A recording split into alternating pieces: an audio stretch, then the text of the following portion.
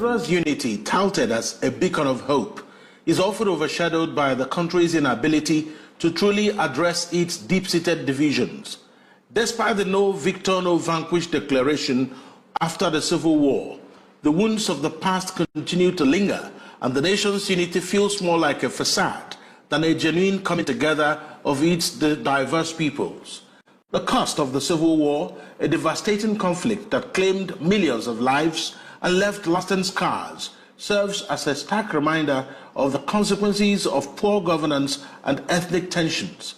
Yet, rather than learning from this painful history, Nnadi Gowon has been called out severally for presiding over Nigeria's worst ethnically motivated civil war, with some saying that he hasn't owned up to what happened during the war and shortly after. This is the Eastern Eye. I'm Alex Obodo.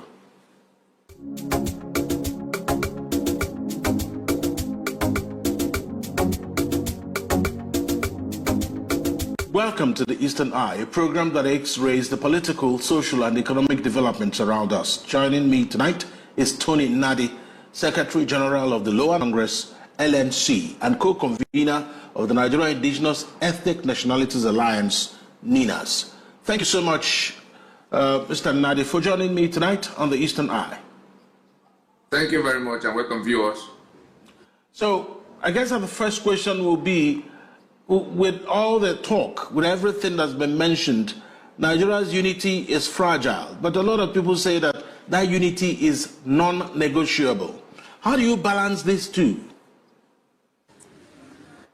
Well, the same way you have wisdom and foolishness side by side every time.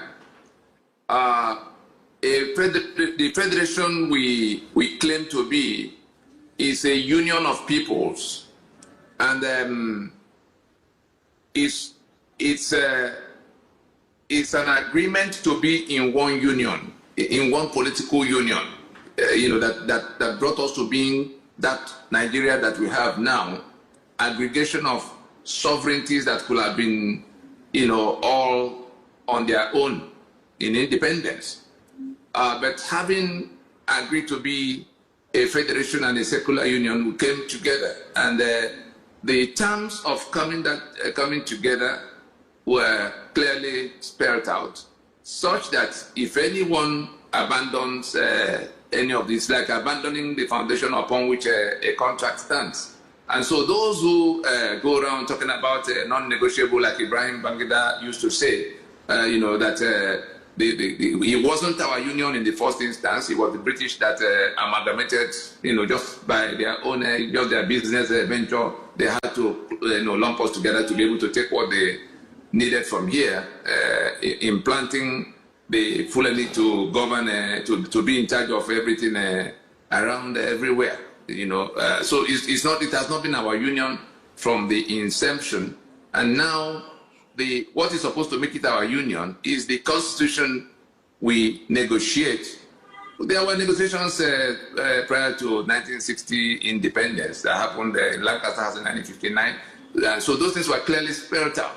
If it then happened that midway into the 60s, precisely in January of 1966, things began to happen, and those arrangements, got tossed aside.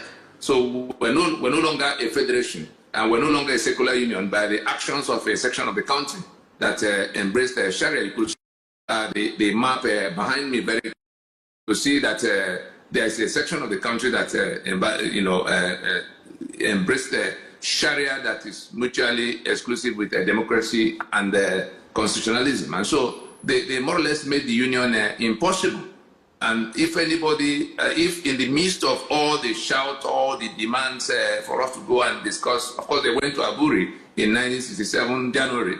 They came back, and one side abandoned what was agreed. The one that said he had malaria, Gowon, and then resorted to violence and began to kill people for things that we now know didn't happen. You saw Babangida owning up to it, that there was no Igbo coup anywhere, and even the one of Ojukwu causing the war, it was the liar called Yakubu Gowon that chose to shift goalposts. They agreed. They had an agreement that was in writing. They signed. They read. General Ankara read over everything to them one more time, asking them, "Do you want anything changed?" Then he comes back, and then he begins to talk with diplomats and civil servants who then told him to pull back from what was agreed. Now he comes in 2025, in June of 2025, to almost at 91. Gowon will be 91 in October of 2025. Why would Gowon choose to dedicate all his life to lying, and defending the lies that are known to everybody to be lies? In fact, I have with me here, in case anybody is still in the foolishness of thinking that the records are not there. This is the record. This is an 800-page diary book from the first day in 1960. That is from the first day of the commotion, the election of 1964, December. That broke down the law and order, that brought the soldiers in 1966. Eventually, every day from when things went bad from after the election to the time the war came, to the time the war ended, all the way to January 28th in 1970. That is, November 28, 1970. Every single day. It is on account of this period. This is the lost chapter of Nigeria's history. And this is not the account of anybody that came from Nigerian side or Biafran side. This is the account of day by day of the eyewitnesses. Every single thing that happened in every part, whether it's inside Nigeria or at the UN or at the African OAU of the time, all the letters that transpired, all the bombs that exploded in the marketplaces, everything that the discussion that happened in every nook and cranny. So there's no part of this volume. It had to take an application to the U.S. official historian on Biafra. The U.S. had an office set up to record what was going on in the place. I'm sure we remember Bruce Mayrock. It was the Biafran genocide that led to the outcome of the 1968 election in the U.S. that produced Richard Nixon. So it is something the whole world saw how it happened. The whole world documented. And so you go and bury your head in the sand and begin to lie about everything. So we're just saying that those lies have first produced the pogroms, right, then produced the genocide we call the Biafra the war, and then produced the constitution that has now reduced all of us to sitting ducks waiting to be killed by the Fulani who imposed it through Murtala Mohammed in 1975. And so that's how we got to where we are. Okay. Lies. All right. So let's take a listen to that interview you referenced of Yakubu Gowon. Let's take an excerpt of that Yakubu Gowon interview, courtesy of Arise TV. That was an interview with Charles Anagolo. Let's just listen or watch that. Right. The question of the millions of people that we say between, right from the beginning, if I may, made sure that it is not a war against the Igbos. The audio isn't coming through. As such. But it is in order to stop the breaking up of Nigeria like this. And so what I did, I get a code of conduct. How the operations was to go, etc. And you are not fighting the people. Make sure that we protect them, protect the women, and children, and you will only take up arms against those who take up arms against you. And honestly, and with the instruction that anything that was done against the population that is not correct would be dealt with. And it is that was done. And it is not millions of people. Now, we tried to send leaflets in of people to be sure that honestly it is not fight against them, but we had to stop the government leading the union, and even they should not for me to talk that, of course, when you know the names that I was called at that time. There you have it. That's just an excerpt of that interview. Mr. Nnadi, it does appear that when you listen to retired General Gowon, he struggled to say quite a few things. We struggled to hear some of the things he's saying, but he's saying that he had the duty to keep the nation as one, that it wasn't a war to kill the Igbos. Typically that's what he was saying there. So, exactly what's your take on it? He may have intended whatever, and there's always in the revisionist school, you can reconstruct the story as you want it to sound in the day of reckoning. But the close of discussion was that more than 3.5 million Igbos got killed because he was going to keep Nigeria one by force. Meanwhile, there was a meeting that could have settled what the problem was. Nigeria could have remained one. Even, remember, when Ojukwu passed on, Gowon's reaction to the news of Ojukwu's death was that Ojukwu believed in Nigeria more than all of them put together. That was what Gowon said when Ojukwu died in 2011. And so, Ojukwu was the last to be drawn into, in fact, it was and I'm giving you the account of the eyewitnesses, people who sat with him. Eventually, Ojukwu himself sitting with me in private and asked the hard questions, because he was also asking us the hard questions about what we said we were going to do. He interrogated it, and the day Jonathan came to Nnewi to bury Ojukwu, let those who know where to find Jonathan, President Jonathan, ask him what he was told in the compound of Saloi at the point of coming to preside over that farewell ceremony concerning Ojukwu's involvement in what. So I'm telling us what I verified eyeball to eyeball from the participants on the two sides. Enohoro, that was the leader on the other side, Enohoro that was the pointsman of the federal side in that war. Also, the last 7 years of his life, there's nobody alive in Nigeria today that can claim to have spent more time in private with either Enohoro or Ojukwu discussing what happened on the two sides of that war. The person speaking now had that extraordinary privilege, along with all the other participants that were still alive, apart from the research that took us to the archive, wherever they were on the face of the earth. And so the reality was that it was Benjamin Adekunle, one of the most brutal, in fact, the most brutal, and maybe comparable only to Murtala Muhammad that committed the massacre at Fasaba. Benjamin Adekunle, the one you call the Scorpion, who did the killings inside Biafra, one of Gowon's topmost,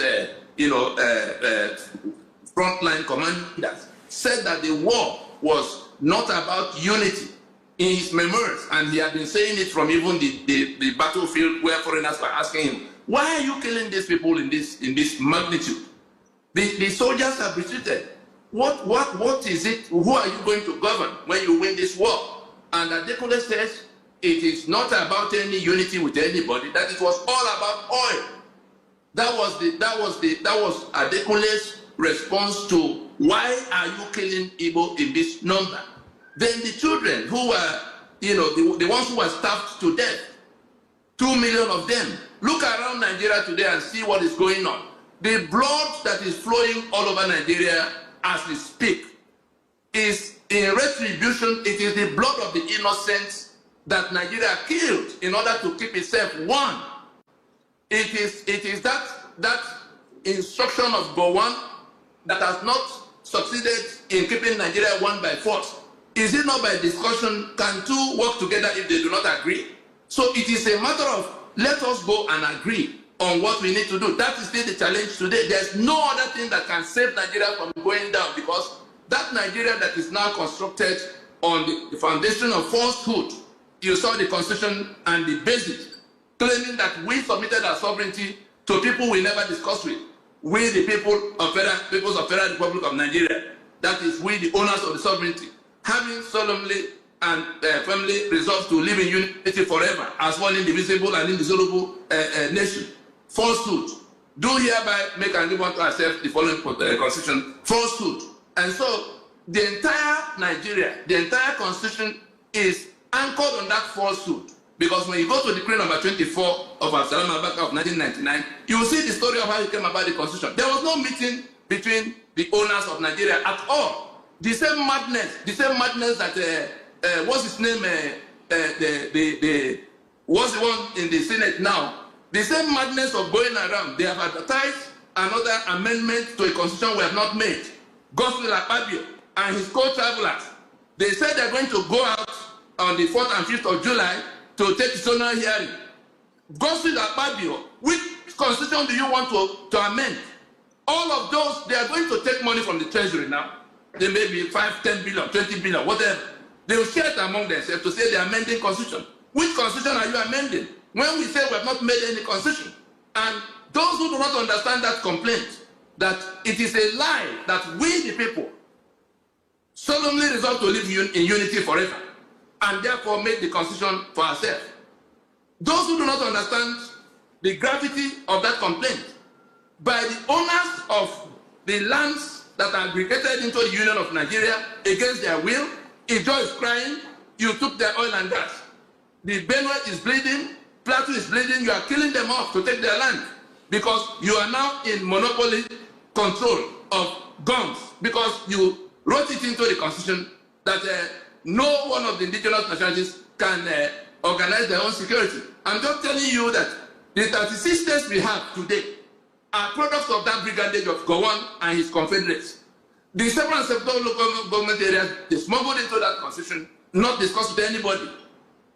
The 68 items of exclusive list that makes it impossible for, in fact, all factors of production are confiscated by this constitution.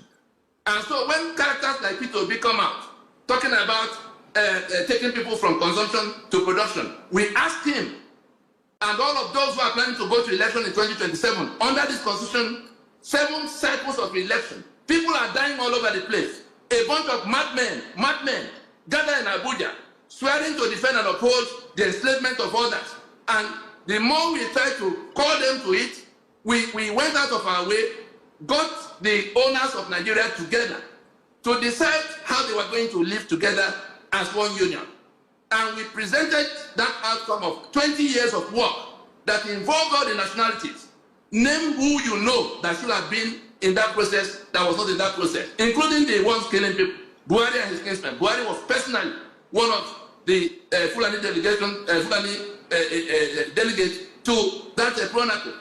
The one that is Syed Abubakar and Sokoto now, the one that says Sultan, was also in that Fulani delegation. There's nothing you hear now that are not being discussed with the leaders of the people, not the political merchants. I mean, the Yoruba as they would love to be led, the Igbo as they would love to be led, the Ijaw, the Ogoni, the Thief, the Baron, throughout the country, including the Fulani.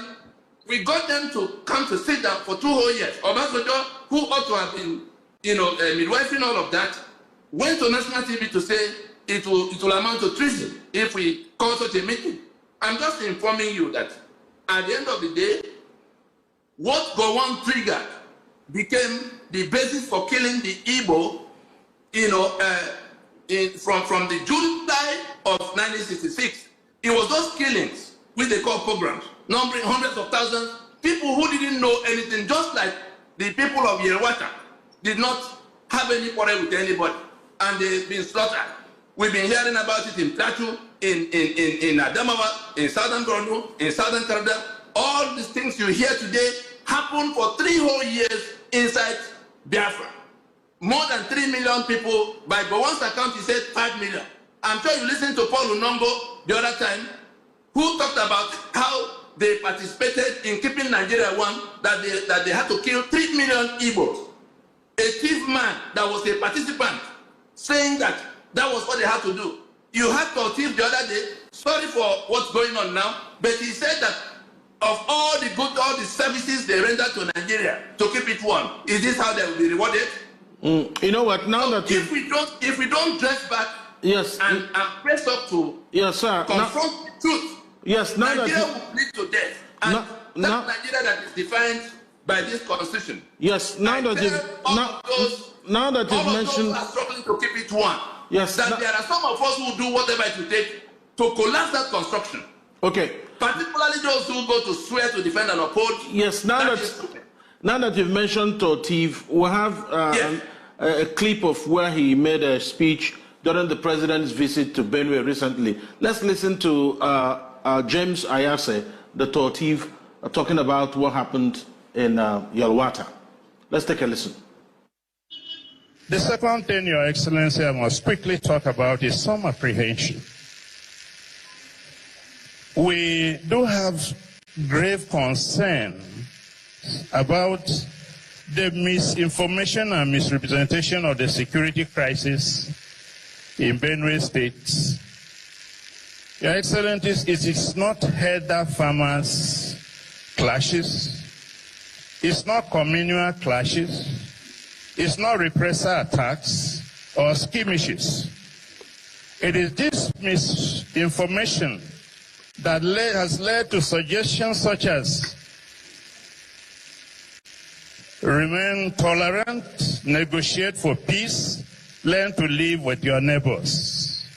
What we are dealing with here in Benue is a calculated, well-planned, full-scale genocidal invasion and land-grabbing campaign by herder terrorists and bandits, which has been on for decades and is worsening every year. Wrong diagnosis will always lead to wrong treatment. So we are dealing with something far more sinister than we think about. It's not learning to live with your neighbors. It is dealing with a war. The second apprehension, Your Excellency, we have is the politicization of the crisis.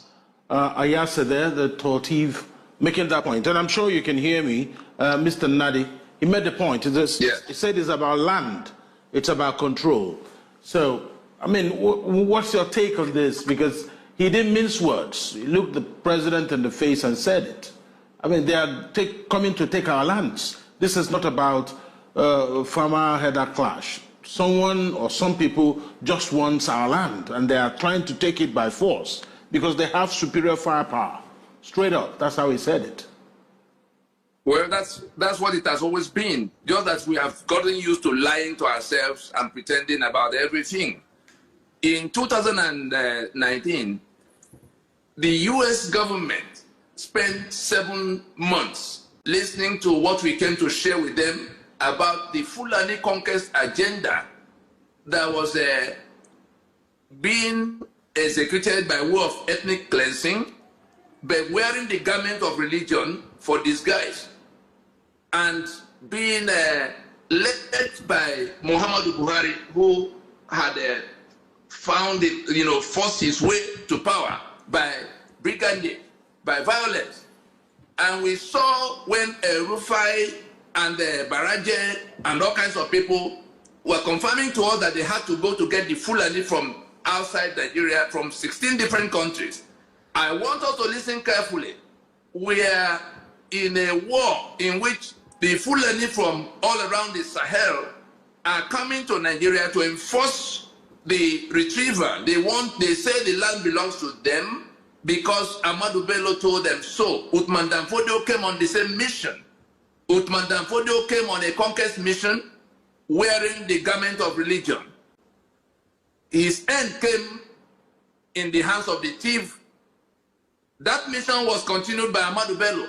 It was what Ahmadu Bello was doing in continuation of the attempt of the Fulani to take over Nigeria that led to what happened on January 15th, more than anything else. Awolowo won the election. Ahmadu Bello, working with the British that didn't want Awolowo, ganged up and put Awolowo in prison. And going from there, the Yoruba resisted it in Western region. They deployed, a military force to quell that Yoruba resistance, having suspended the constitution of Western region since the 29th of May in 1962. Then you come back to the Tiv area, the same thing. Joseph Tucker and all of his compatriots in that flank who wanted to be separated from the northern region of Ahmadu Bello, were putting up their own resistance. What did Ahmadu Bello do? He sent soldiers to go to wipe them off. And then Major Onwa Twego, because the officers at the time were mostly Igbo, just by sheer, numbers that were, commissioned by the British into the officers' ranks. In Ibadan, it was Imam Obosi Igbo and his mates leading. In Tivland, it was Onwa Twegu and his mates leading. They began to talk among themselves. Where is this Ahmadu Bello going with this type of, onslaught against everybody? Then they began to disobey some of the orders. Timothy Onwa Twegu, for refusing to execute, to kill thief people as he was commanded to do, was court-martialed. And he would have been killed, if not that his mates then decided to move against the Ahmadu Bello to rescue Awolowo. We heard it from, but thank goodness that some of the people are now confessing their roles and speaking some of the truths. Did Babangida not write it in his book to say that it wasn't any Igbo plan to take over Nigeria? It was just to rescue Awolowo and put him back in the power that he won. That was what the soldiers came to do on January the 15th. So we're just talking about the Fulani conquest agenda that is ongoing even now. The entire country is on fire. They are killing in Adamawa. They are killing in Taraba. They are killing in Benue. They are killing in Borno. They are killing everywhere. Go to Enugu now. There's apprehension. Let those who are sitting around in Enugu and clapping for a CCTV camera find out what is going on in Hamufu. Find out what's going on in Enugu Ezike. Find out what's going on close to Nsukka. Let it be known to all of those sitting in Igbo land and talking about the election that will happen under this constitution in 2027. That Enugu may be the next stop. For those things they are hearing, they think somebody was talking, he said, no, it's less than 20 minutes from where you are sitting in that Enugu state. That thing you are seeing in Benue, that thing you saw in Yewata can begin to happen, across, and when it gets into Enugu, it will be in Abia the next moment, it will be in Port Harcourt in a matter of days or weeks. That's how close we are to disaster. And how did we come about it? Yakubu Gowon and his confederates. That process became genocide. That genocide ended in 1970, and the next thing they would do, the people didn't want to. There's a map, the map of Dotty Seku that you showed before. If you could pull it up again, so that we can tell those, including Yakubu Gowon, because I'm very sure he's listening to this, session live. I sent it to people who will get in to view it live. The Igbo, on which day were the 12 states created? What happened in that war was that the Igbo was isolated by an alliance of the rest of Nigeria to be killed and cut off from any kind of help. There was air, land, and sea blockade. It was enforced, during which the process, more than 2 million Biafran children died of starvation that was targeted at them, quite apart from the soldiers and other people that died from all kinds of other reasons. And so the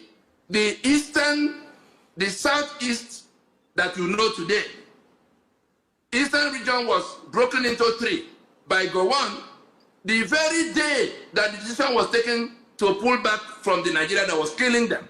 The government of Eastern region, having consulted widely with the peoples of the Eastern region, decided that since Nigeria doesn't want them and is killing them actively, let them draw the line to save those who have not been killed yet. The day that decision was taken in Enugu, Gowon turned up the next morning to announce the fracturing of Eastern region into Southeastern states, that is the present Cross River and Akwa Ibom, to block Eastern region from Cameroon international borders. And then the River State to block Eastern region from the Atlantic waterfront. If you raise that map a little so that people can see more, what we have now, the 6 geopolitical zones, that people are saying, let us move to 6 geopolitical zones and let it become a basis of, you cannot build on this foundation of wickedness and not harvest blood and death and poverty and everything that has happened to Nigeria. Look at this map again. There are 6 geopolitical zones. According to them, the only one is that dot in circle, the only one that doesn't have international border or access to the sea. Look at the other 5. The one of yellow on the other side, you could see border with Niger and Benin Republic and all kinds of even, now on the eastern side, northeast, you see border with Cameroon here and Niger and Chad. On the other side, you see the south-south, border with Cameroon, border with Atlantic Ocean.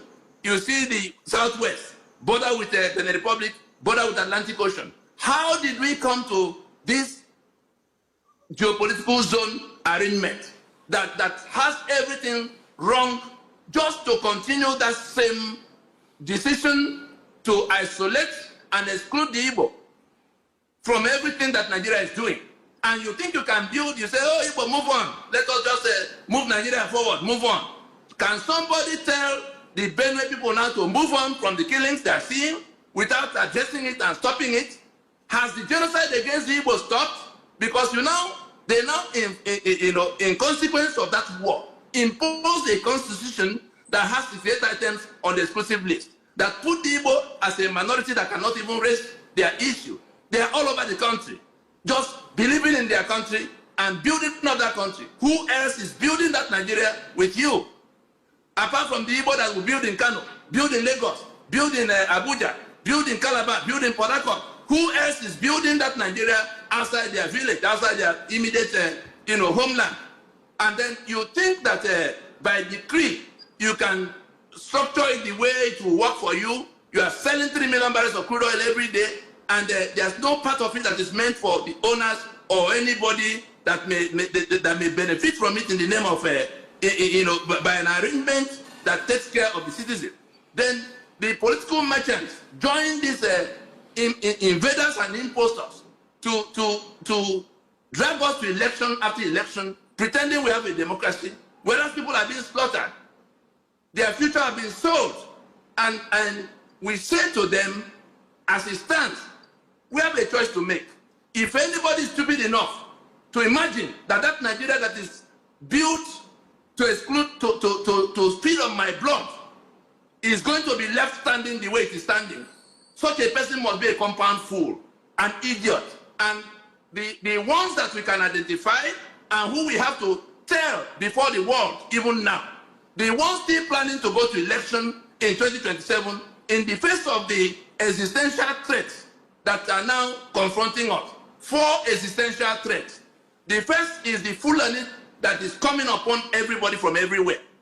They are not waiting for 2027 to go to the next community. From after Yewata, you saw what they've done in Plateau. You saw what they've done in several, about 5 states have been, under fire from the same people, and you hear them boasting of what more they will do. The other day, I saw somebody sent me a video of the one that was threatening the very dark man that went to the location to now expose what the media in Nigeria will not touch. The media in Nigeria, Arise TV, Ruben Abati that knows so much.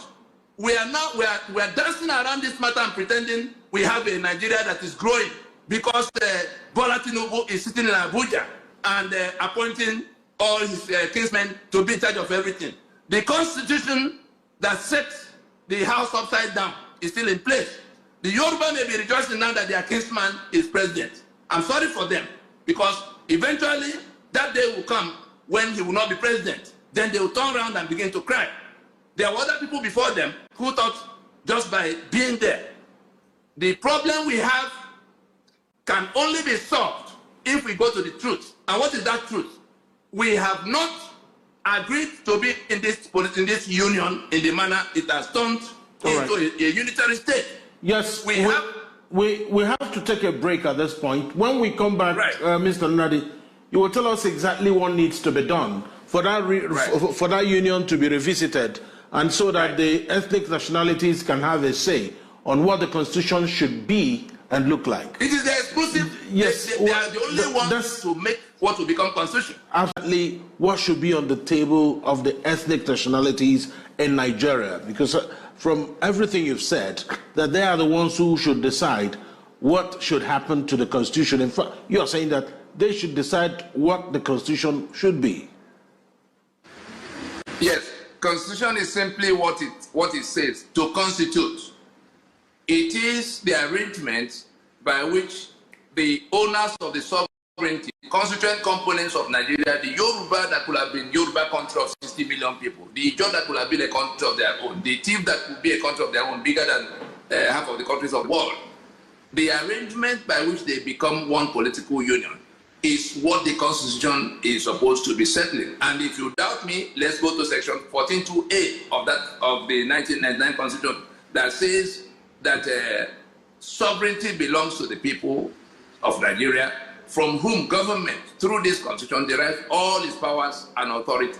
That is by their own admission, meaning that it is the day the Yoruba who own Yoruba land, they discuss with the Ijaw who own Ijaw land, the Tiv who own Tiv land, that they will be in one political union. Those two questions that Bola Ige was raising at the time we're talking about sovereign conference. Do we want to be in one political union? And if the answer is yes, on what terms? Those are the two questions that the owners of the territories that were aggregated into Nigeria from 1914 will have to answer. That it is when they have answered that question, they will now codify it into what becomes constitution. There's no other way to come about any document that will become constitution. The decree number 24 of Absalom Abaka in 1999, even if, no matter how many people they have to kill, because the Nigeria of unitarism requires violence. It's a monster that feeds on blood.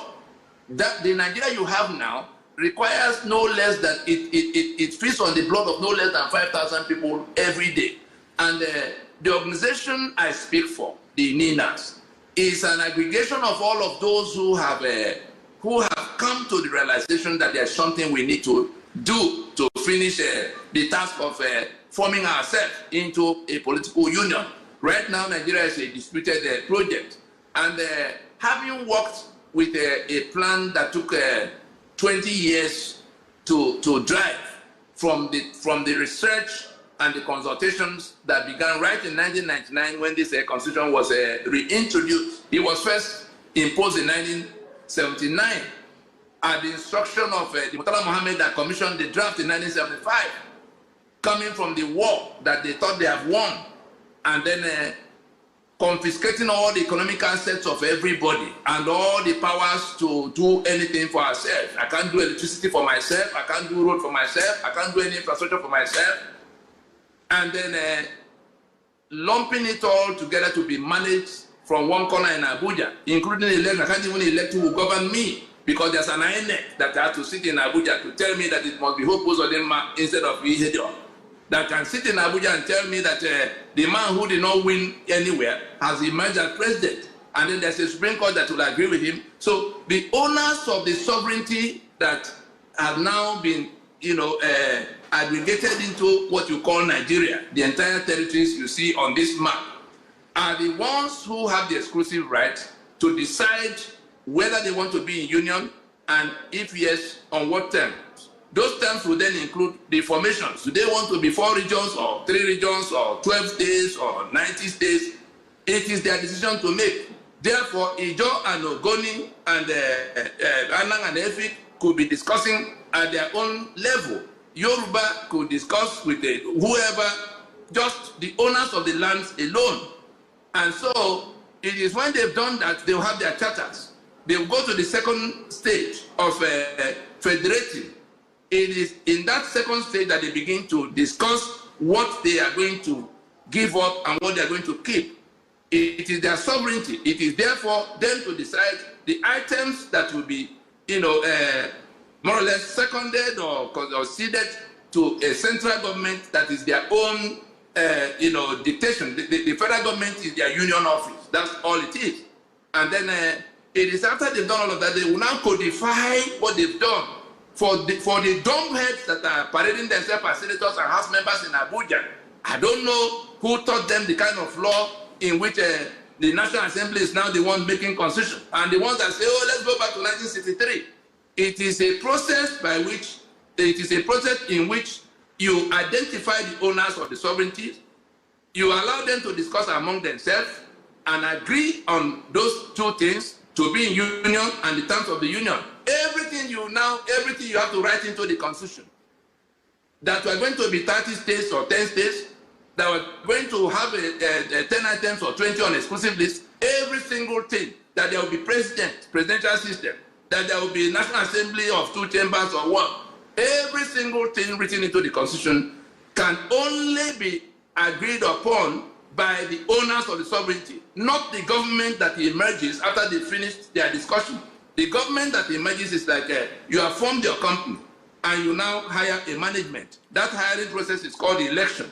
But when you hear the 3 legs definition of democracy as government of the people, by the people, for the people, it means that there's a foundation. Government of the people means that the people dictate the ground norm, the constitution. That's why they spell out everything and give all the powers and all the, demarcate everything that will go in where they will go. Then by the people means only by their vote do they mandate those who come and operate that constitution that they've made. For the people means that those who wield power will do so to the benefit of the people. If you did not write what the constitution contains, your vote will not be required at the election. We have seen it repeatedly 7 times since 1999. And therefore, those in government house will only be doing what they are doing right now, sharing trillions of naira every month, whereas the people who own the money are dying in poverty. And so, Nina's placed a plan on the table since the 16th of December in 2020, having done all the work of getting everybody to agree to the kind of thing they want to see. Only now for it to be, the only thing remaining now is for us to stop the stupid journey of going to election mandated by this constitution, to sit down and sort out what they agree on can become constitution that will keep the union and define the terms of the union. If we don't take advantage of that proposition, the 5-point proposition contained in the Nina's constitutional force majeure, which had been taken everywhere it needs to be taken to, including the international circuit, to say, let us accept we have not made any constitution. We have not agreed that our problems are flowing from this unitary constitution. Let us accept that the solution to our problem is to do away with this unitary constitution. Let us accept that we cannot postpone it further. We have been waiting in this same bus stop since January of 1967. We've been waiting to solve that one problem, and Nigeria has been falling deeper and deeper into damnation. Therefore, Nina said, let us suspend further national elections mandated by this constitution that dispense death, that dispense poverty, that dispense failure and backwardness. Nigeria is dragging the black man into the pit. It is because of this constitution that Nigeria is failing the whole world. It's because of this constitution that Nigeria is where it is, and therefore the black man is where he is. And so, let us then go to the item 4, in which, for the first time, the owners of the sovereignty will be the ones discussing in 2 stages, like I've already explained. That is the item 4 of our proposition. In 1914, they were not called. The British just did what they wanted to do. In 1999, they were not called. There's no difference between the amalgamation of 1914 and the amalgamation of 1999. So we say, let them be identified, let them discuss, let them agree, and then they codify the agreement to become constitution. Item 5 is a time-bound announcement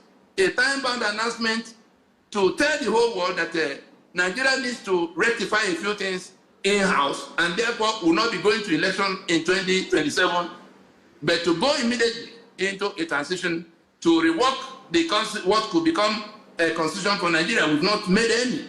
And so, like South Africa did in 1980, to ease itself out of the apartheid bind. That's where we are now. And if we had all the time to say we do it, however we choose to do it, whenever, the Fulani is coming upon everybody to take the land that the Constitution, I'm sure most of us saw the old man Pajori that went to an intense church, the Dunamis in Abuja, to announce to us that under this Constitution is titled deed in the hands of the Fulani.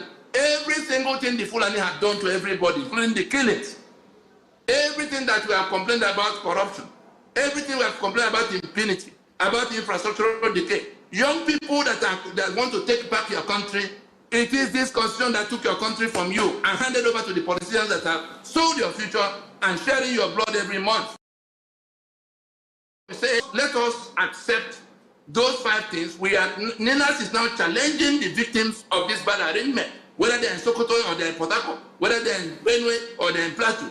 Ninas is challenging the peoples of Nigeria to dress back from going to further elections under this constitution, to insist on an immediate transition, for them to go and discuss, because the processes have been spelled out. It won't take more than 6 months, 1 year to do. But if we insist on going to election, the outcome will be that those who have cornered all the powers of state, who are now a one-party state, are going to declare themselves, and then they'll carry on with what they are doing.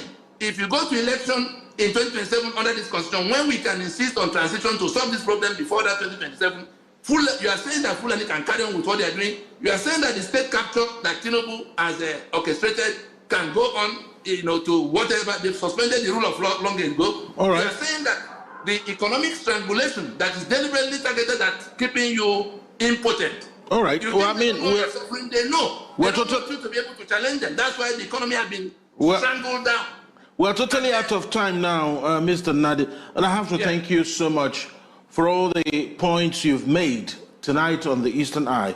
Thank you so much for your perspectives and insight on the program tonight, and raising some of those concerns for our people to know. Thank you so much, as always. Tony Nnadi is the Secretary General of the Lower Niger Congress, LNC, and of course the co-convener of the Nigerian Indigenous Ethnic Nationalities Alliance, NINAS.